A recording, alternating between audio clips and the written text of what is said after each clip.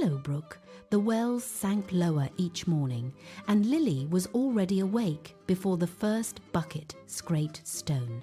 She crossed the cottage floor with a broom, swept dust from the corners, hauled water from the thinning well, rinsed linen until her fingers reddened, fed the hens, and trimmed the herb beds before smoke rose from neighbouring chimneys. Mrs. Thornfield took the clean floor, the filled pail, and the folded linen without a word of thanks. If a crust was left, she gave it to Rose first. If a coin or sweet came through the door, Rose reached for it before Lily could step inside. Rose moved through the village square, collecting glances, then returned home and complained when Lily's hands were too wet, too slow, or too rough from work.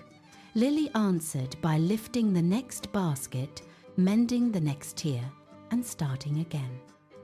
At the market, an old neighbour struggled with firewood. Lily stacked it by the wall and brushed splinters from her palms. Near the well, a child slipped and cried. Lily knelt, cleaned the grit from his skin, and walked him back to his mother. A stray dog limped past the lane. Lily broke her own bread and placed the pieces where it could reach them. Rose watched from the doorway and tightened her mouth. "Kindness will never make you important," she said. Lily set the empty plate aside. "Perhaps not, but it may make someone less lonely." By the next afternoon, Mrs. Thornfield thrust the empty bucket into Lily's hands and pointed toward Northmere Woods. "The well is too low. Go to the spring and do not spill a drop." Lily climbed the dusty path while cicadas rasped in the hedges and dry grass scratched her ankles. At the spring, cold water broke over stones in a narrow silver thread. She filled the bucket to the rim, steadied it with both hands, and turned back toward the path. Then someone coughed beneath the ash tree. An old traveller sat against the trunk, palms lifted, breath catching between words. "My dear, could you spare a little water?" Lily set the bucket down so quickly that water lapped over the edge. She filled the cup, waited while the traveller drank, then filled it again before being asked. The leaves behind the ash tree stirred without wind. The traveller stood. A generous heart reveals what the world tries to hide. From this day forward, every sincere and gentle word you speak shall bring forth something beautiful. Lily blinked at the thin gold light sliding over the roots. She stepped around the trunk to ask what it meant. The traveller was gone. No footprints marked the mud. At the cottage, Mrs. Thornfield blocked the doorway. "You took too long." Lily lowered the bucket. "I am sorry." A clear note struck the floor. Nothing, a diamond, lay near her foot. Before anyone moved, a pearl rolled to the hearth. Lily whispered, "I do not understand." A ruby dropped, then a sapphire. Neighbours pressed to the windows while stones kept chiming across the floorboards. By morning, Rose no longer watched Lily. She watched the space around Lily's mouth. Each careful answer made the floor ring, and each ring tightened Rose's grip on the table edge. When Mrs. Thornfield began locking stones in boxes, Rose pushed back her chair hard enough to scrape the boards. "If Lily received a blessing," she said, "then I deserve a greater one." She took an empty cup and climbed toward Northmere Woods. The path that had buzzed with cicadas for Lily lay cold under Rose's steps. Dust lifted, then settled too quickly, as if the air refused to carry it. At the spring, water ran thin over the stones. Beneath the ash tree, a stranger waited with one hand braced against the trunk. "Young lady," the stranger asked, "will you share some water?" Rose looked at the cup in her hand, then at the spring within reach. she did not bend. "Fetch your own," the stranger's breathing slowed. "I am thirsty." Rose stepped back from the damp stones. "That is not my concern. My time is valuable." The forest cut itself silent. No bird call, no insect rasp. Even the spring seemed to narrow its voice. The air around the stranger shivered. The disguise broke without sound. Rose's fingers tightened around the cup until her knuckles ached. "Kindness reveals beauty," the traveler said. "Vanity reveals its own burden.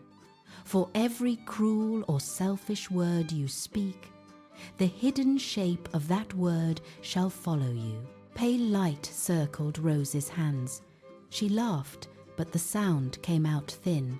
Then she turned toward home, and the trees gave her no answer. Rose reached the cottage before dusk, slammed the door, and dropped the cup onto the table. Mrs. Thornfield turned from the locked boxes of jewels. "Well, what did she give you?" Rose wiped the spilled water and spat. "It was a waste of time." A wet thud answered her. A toad landed on the floor beside her foot, breathing through its throat. Mrs. Thornfield stumbled back against the hearth. Rose pointed at it. "Disgusting creature!" Another toad dropped, struck the boards, and blinked up at her. Rose screamed, "Get it away from me!"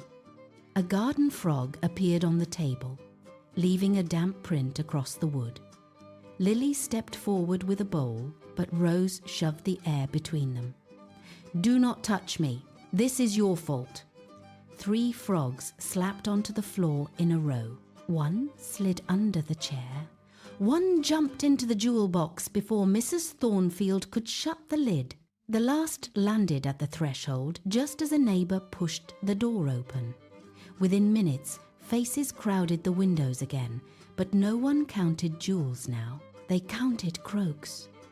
Rose tried to explain, then blamed the traveler, the spring, the house, the bucket, Lily's silence. Every accusation brought another small body from empty air. The floor grew slick. Mrs. Thornfield climbed onto a bench and held the jewel box above her head. Rose backed into the corner, lips parted, and stopped. For the first time, nothing fell. She tested the silence with one sharp breath. Still nothing. Then she looked down at the crowded boards and saw the pattern waiting for her next word. Rose did not undo the curse with one apology. The next morning, she crossed Willowbrook with her mouth closed. At the baker's stall, she stopped before a woman she had mocked and said, "I spoke cruelly to you. I was wrong." A frog appeared at her feet, and the crowd stepped back. Rose flinched, then bent, lifted it, and carried it to the ditch. That was the first change people could measure. She apologized again. She carried baskets for old villagers. She pulled weeds in the communal garden until soil packed beneath her nails and her palms split. At first, one sharp word still brought a sudden croak. Then days passed with nothing falling, then a week. Then a careless complaint brought one final frog, and Rose stopped mid-sentence, swallowed the rest, and returned to work. No more came. Years later, Prince Adrian rode into Willowbrook after merchants carried the account beyond Eastbridge. He questioned jewelers, clerks, and neighbours, then visited the Thornfield cottage. Lily answered him without display, and each honest sentence still struck the floor with a clear sound. Adrian asked for the woman behind the gift, not the stones it made. In time, he and Lily married, and Rose stayed in Willowbrook, teaching children to mend quarrels before words hardened. Yet Northmere kept its own account. Old maps still marked the spring, but searchers who found it once could not find it again. On dry summer evenings, travellers heard water running where no stream should be. Some said a stranger asked for water. None gave the same ending.